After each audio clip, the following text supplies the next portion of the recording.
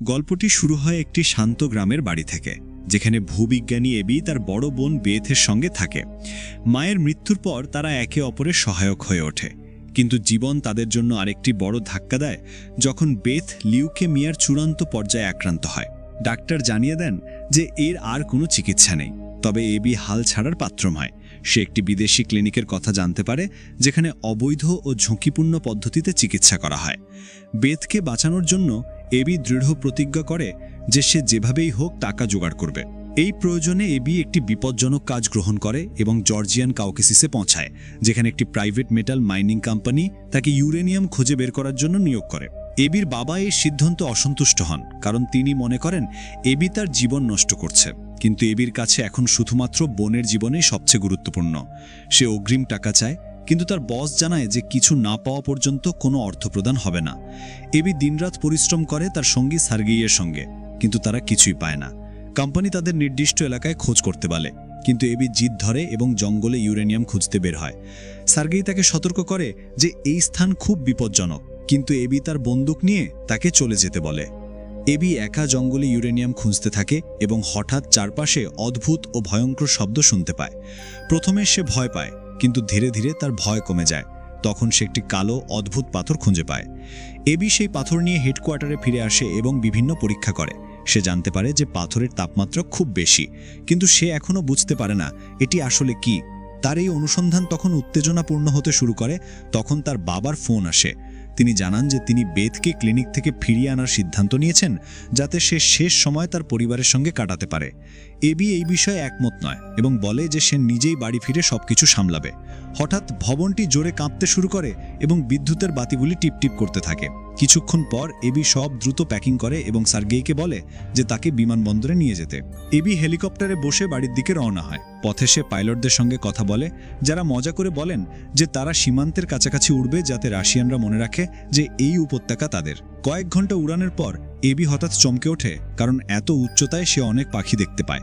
কিন্তু ভালো করে দেখার পর সে বুঝতে পারে যে সেগুলি পাখি নয়, বরং একটি কালো রহস্যময় ছায়া যা বিদ্যুতের মতো শব্দ করে তাদের দিকে এগিয়ে আসছে। পাইলট ভয় পেয়ে বলে যে এটি আরও কাছে আসছে। পরের মুহূর্তে হেলিকপ্টার জোরে কাঁপতে শুরু করে এবং সেই কালো ছায়া জানালার চারপাশে ছড়িয়ে পড়ে এবং অদৃশ্য হয়ে যায়। কিন্তু এখনও পরিস্থিতি আরও বিপজ্জনক হয়ে উঠেছে। হেলিকপ্টারের সমস্ত সিস্টেম বন্ধ হয়ে যায়, এমনকি রেডিও কাজ করা বন্ধ করে দেয়। পাইলটরা জরুরি অবতরণের কথা ভাবতে থাকে, কিন্তু হঠাৎ ইঞ্জিনও বন্ধ হয়ে যায়। হেলিকপ্টার দ্রুত নিচে পড়তে শুরু করে। বাতাস পাতলা হওয়ার কারণে শ্বাস নেওয়া কঠিন হয়ে পড়ে। যখন হেলিকপ্টার দ্রুত নিচে পড়ছে, এবি তার বোন বেথের কথা মনে করে চোখ বন্ধ করে নেয়, যাতে দুর্ঘটনার ভয়ঙ্কর দৃশ্য না দেখতে হয়। সংঘর্ষের পর সে অজ্ঞান হয়ে যায় এবং স্বপ্নে তার বাবাকে বলে যে তারা যেন কোনো তাড়াহুড়ো না করে, কারণ সে শীঘ্রই বাড়ি ফিরে আসবে।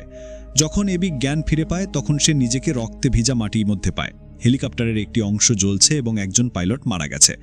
দ্বিতীয় পাইলটকে বাঁচানোর জন্য এবি তার আঘাতে ব্যান্ডেজ বেঁধে দেয় এবং বলে যে চাপ দিয়ে ধরে রাখতে। এরপর এবি বাইরে বেরিয়ে সাহায্যের জন্য চিৎকার করে, কিন্তু চারপাশে কেউ নেই। ফিরে আসার পর পাইলট তাকে জরুরি রেডিওর ব্যবহারের পদ্ধতি শেখায়, কিন্তু অনেকবার চেষ্টা করার পরও কেউ তার কল গ্রহণ করে না। তারপর সে মানচিত্র দেখে এবং অনুমান করে যে সবচেয়ে নিকটবর্তী রাস্তা দক্ষিণ দিকে প্রায় 60,000 কিলোমিটার দূরে। সে হেলিকপ্টারের ডিব্বে ভেঙে বড় আগুন জ্বালানোর চেষ্টা করে, যাতে দূর থেকে কেউ দেখতে পায়। কিন্তু পরের দিন সকালে তার বেঁচে থাকার আশা শেষ হয়ে যায়, কারণ দ্বিতীয় পাইলটও মারা গেছে। এটি দেখে এবি ভেঙে পড়ে এবং কাঁদতে শুরু করে, কারণ এখন সে এই নির্জন জঙ্গলে একা আটকে পড়েছে। রাতে ঘুমানোর চেষ্টা করতে গিয়ে সে তার বোন বেথ এবং তার খারাপ অবস্থার স্বপ্ন দেখে। সে চমকে ওঠে এবং আগুনের কাছে গিয়ে নিজেকে গরম করার চেষ্টা করে, কিন্তু এখন তার আগুনও নিভে গেছে। হার না মানতে এবি হেলিকপ্টার থেকে যতটা সম্ভব জিনিস সংগ্রহ করে। নিজেকে প্রস্তুত করে সে কম্পাসের সাহায্যে দক্ষিণের রাস্তা খুঁজতে বেরিয়ে যায়। এবি হঠাৎ একটি অদ্ভুত শব্দ শোনে। সে দ্রুত হেলিকপ্টারের দিকে ফিরে আসে, কিন্তু সেখানে রেডিও কাজ করছে না। তখন সে বুঝতে পারে যে শব্দটি আসলে পাইলটের বেল্টে লাগানো রেডিও থেকে আসছে। কিন্তু যখন সে সেটি ব্যবহার করতে যায়, তখন ব্যাটারি শেষ হয়ে যায়। এবি হেলিকপ্টারের ম্যানুয়াল নিয়ে রেডিওর তার আর চার্জার কোথায় পাওয়া যাবে সেটা শিখতে শুরু করে। কিছুক্ষণ পর রেডিও আবার কাজ করতে শুরু করে এবং সে একটি আমেরিকান পাইলট জনের সঙ্গে কথা বলতে পারে, যিনি একই এলাকায় দুর্ঘটনার শিকার হয়েছেন। জনের পা ময়লার মধ্যে আটকে আছে এবং সে নড়তে পারছে না। এবি বুঝতে পারে যে যদি সে জনের অ্যান্টেনা ঠিক করতে পারে, তাহলে সাহায্যের জন্য কল করতে পারবে। জন তাকে জানায় যে তার কাছে একটি ঝিল আছে। এবি মানচিত্রে দেখে ঝিলের দিকে রওনা হয়, যদিও জন তাকে সতর্ক করে যে এলাকা খুব বিপজ্জনক এবং শত্রুরা সেখানে রয়েছে। এবি জনের কথাগুলো উপেক্ষা করে এগিয়ে যায় এবং জনের সঙ্গে কথা বলতে থাকে এবং তাকে জানিয়ে দেয় যে সে তার বোনের জীবন বাঁচানোর জন্য এই ঝুঁকি নিচ্ছে। একটি পাহাড় চড়তে গিয়ে যখন তার সাহস ভেঙে যেতে শুরু করে তখন জন তাকে মনে করিয়ে দেয় যে কখনো কখনো 1 লাখের মধ্যে একজনের সঙ্গে চমৎকার ঘটনা ঘটে। এবি তার বোন বেথের কথাও মনে করে, যে বলেছিল যে তাকে লড়াই করে এগিয়ে যেতে হবে, কিন্তু এবি জানায় যে কেউ বেথের জন্য লড়াই করছে না এবং সে কখনোই হার মানবে না। অবশেষে সে একটি উচ্চতায় পৌঁছায় যেখানে আর উপরে ওঠা সম্ভব নয়, তাই সে অন্য পথ নেয়। কিন্তু সে জানে না যে সেখানে রহস্যময় কালো পাথরের একটি এলাকা রয়েছে। পথ পরিবর্তন করে এবি পাহাড় পেরিয়ে জঙ্গলে পৌঁছায় এবং সেখানে রাত কাটানোর সিদ্ধান্ত নেয়। সে টুকরো পুকরো ডালপালা দিয়ে একটি ছোট শেল্টার তৈরি করে এবং আগুন জ্বালায়, কিন্তু হঠাৎ বৃষ্টি শুরু হয় এবং আগুন নিভে যায়। তখন এবি তার ব্যাগে কিছু গরম গরম অনুভব করে এবং কালো পাথরের কথা মনে করে। যখন সে পাথরটি নাঙ্গা হাতে স্পর্শ করে তখন তার পৃষ্ঠ অদ্ভুতভাবে প্রতিক্রিয়া দেখাতে শুরু করে। জন এবিকে বলে যে তাকে তার কাজের জন্য লজ্জিত হতে হবে না। এবি বুঝতে পারে যে জন মিলিটারি ব্যাকগ্রাউন্ড থেকে এসেছে এবং তার অভিজ্ঞতা থেকে কথা বলছে। পরের দিন সকালে এবি তার যাত্রা অব্যাহত রাখে এবং একটি বরফে ঢাকা উপত্যকায় পৌঁছায়। ঠান্ডা বাতাস তার জন্য আরও চ্যালেঞ্জ তৈরি করে এবং সে বারবার পড়ে যায়। কিছুক্ষণ পর সে একটি নদী পায় এবং সেখানে বসে বিশ্রাম করে এবং পানি সংগ্রহ করে। কিন্তু কিছু ঘন্টা হাঁটার পর সে বুঝতে পারে যে চারপাশে পাহাড় দিয়ে ঘেরা। মানচিত্রে অন্য কোনো পথ না দেখে তাকে বাধ্য হয়ে উপরে উঠতে হয়। প্রথম প্রচেষ্টায় সে পড়ে যায়। জন তাকে ফিরে যেতে বলে, কারণ সে সবাইকে বাঁচাতে পারবে না। এবি রেগে যায় এবং জানায় যে সবাই সবসময় তাকে থামাতে চেষ্টা করে, কিন্তু তার এই মুহূর্তে সাহস এবং শক্তির প্রয়োজন। অবশেষে জন বলে যে এটি তোমার সিদ্ধান্ত, এই বলে সে তাকে শুভকামনা জানিয়ে চুপ হয়ে যায়। এবি তার গ্লাভস খুলে আবার উঠতে শুরু করে। এবার সে আরও দৃঢ়ভাবে ধরে রাখে এবং ধীরে ধীরে উপরে উঠতে থাকে, কিন্তু মাঝপথে তার পা একটি স্থানে আটকে যায়। জনকে জানালে সে রহস্যময়ভাবে বলে যে এটি দুঃখজনক, কারণ সে তার প্রিয় মানুষগুলির মধ্যে একজন ছিল। এরপর রেডিও সংযোগ বিচ্ছিন্ন করে দেয়। এবি অবাক হয়ে আবার কোন যোগাযোগ করতে চেষ্টা করে, কিন্তু তখন আর কোনো উত্তর পায় না। সে একটি হাতিয়ার বের করে এবং চাটানে ঢুকিয়ে দেয়, কিন্তু পা রাখতেই হাতিয়ারটি বেরিয়ে পড়ে। সে দীর্ঘ নিঃশ্বাস নিয়ে চিন্তা করতে থাকে। তখন তার মনে পড়ে সেই অদ্ভুত কালো পাথরের কথা।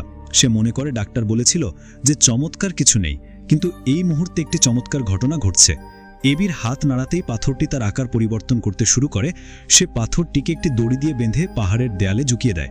এই পাথর তাকে এত শক্তিশালী সহায়তা দেয় যে এবি নিরাপদে উপরে উঠতে পারে এবং অবশেষে পাহাড়ের চূড়ায় পৌঁছে যায়। তখন সে দাঁড়ায়, পাথরটি দড়ির সঙ্গে টেনে নিয়ে তার কাছে ফিরে আনে। এবি পাহাড়ের চূড়ায় পৌঁছানোর পর আকাশে একটি রহস্যময় কালো ছায়া দেখতে পায়, যা অদ্ভুত শব্দ করছে। দূরবীনে দেখে সে একটি সামরিক ঘাঁটির আলো দেখতে পায়। আশা নিয়ে সে ঘাস ও ডালপালা সংগ্রহ করে আগুন জ্বালায় এবং পাথরের সাহায্যে তীরের চিহ্ন তৈরি করে, যাতে কেউ তার অবস্থান জানতে পারে। কিছুক্ষণ পর জন রেডিওতে একটি বার্তা পাঠায়। এবি বুঝতে পারে যে এই এলাকার আসিয়ানদের নিয়ন্ত্রণে রয়েছে এবং যদি তারা তার সংকেত দেখে তাহলে সাহায্যের পরিবর্তে বিপদ আসবে।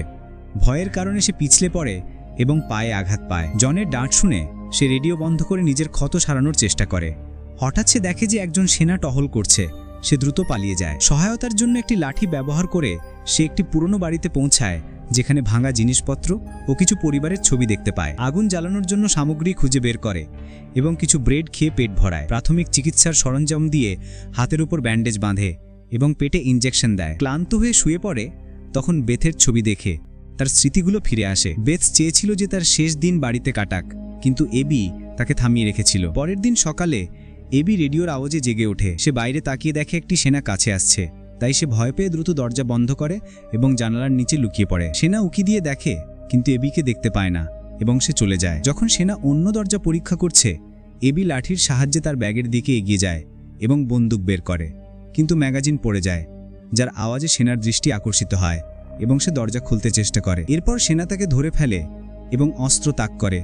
রাশিয়ান ভাষায় কিছু বলে। এবি ভয়ে গুলি চালায়। গুলি প্রথমে তার হাতে এবং পরে পায়ে লাগে, যার ফলে সে পড়ে যায়। তার অস্ত্র এবং ব্যাগ নিয়ে নেয়। ব্যাগ খুললে সেখানে তার মতো একটি কালো পাথর পায়। তখন সেনার রেডিওতে জনের আওয়াজ শোনা যায়। জন বলে, তুমি আমার প্রিয়দের মধ্যে একজন ছিলে। সেনা নিজেকে ইভান বলে পরিচয় দেয়। এবি বুঝতে পারে যে তাদের সঙ্গে প্রতারণা করা হয়েছে। জনের আওয়াজ জিজ্ঞাসা করে, তুমি কি বেথকে আবার দেখতে চাও?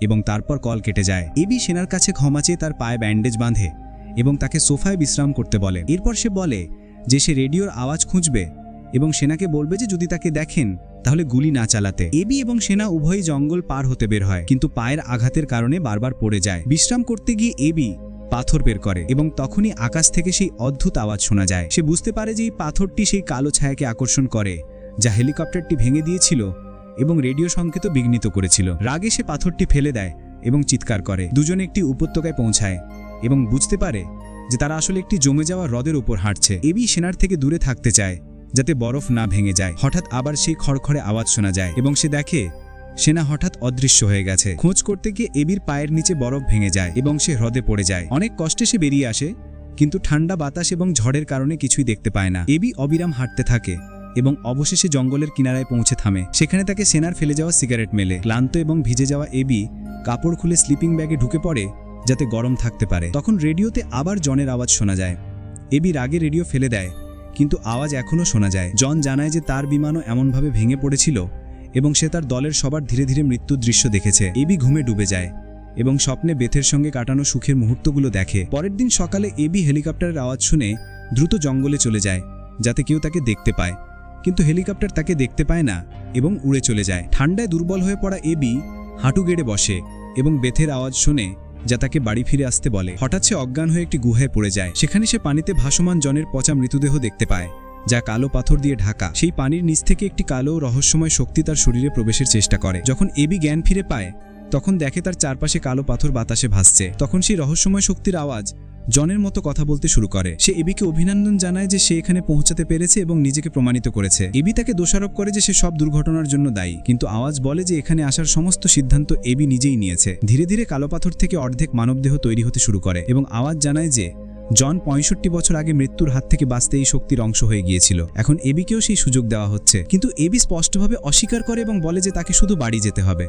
তখন শক্তি উত্তর দেয়, তুমি তো আগে থেকেই বাড়িতে আছো। এবং তার সামনে বেথের বাড়ি দেখা যায়। একটা অদৃশ্য শক্তি তাকে জোরপূর্বক ভিতরে টেনে নিয়ে যায়। ভিতরে সব জায়গায় কালো পাথরের স্তূপ এবং আওয়াজ বলে যে সে মৃত্যুকে ভয় পায় এবং এটি পরাজিত করতে চায় যদি সে নিজেকে সমর্পণ করে। এবি বুঝতে পারে যে সে একটি বিভ্রান্তির মধ্যে রয়েছে, যেখানে রহস্যময় শক্তি তাকে তার বোন বেথের কাছে নিয়ে এসেছে।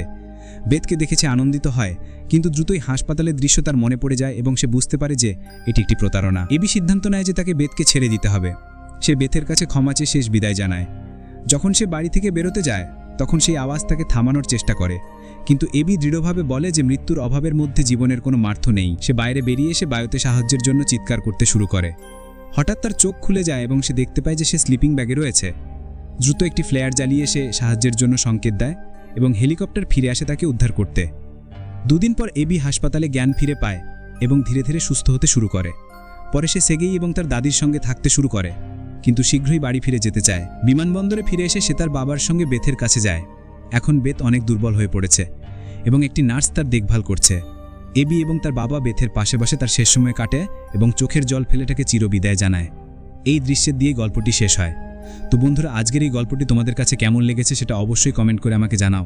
আর এরকম ইন্টারেস্টিং গল্প পেতে চ্যানেলটি সাবস্ক্রাইব করে আমাদের পাশেই থাকবেন। আজকের মতো এখানেই বিদায় নিচ্ছি। দেখা হচ্ছে পরবর্তী ভিডিওতে। ভালো থাকুন, সুস্থ থাকুন। ধন্যবাদ সবাইকে।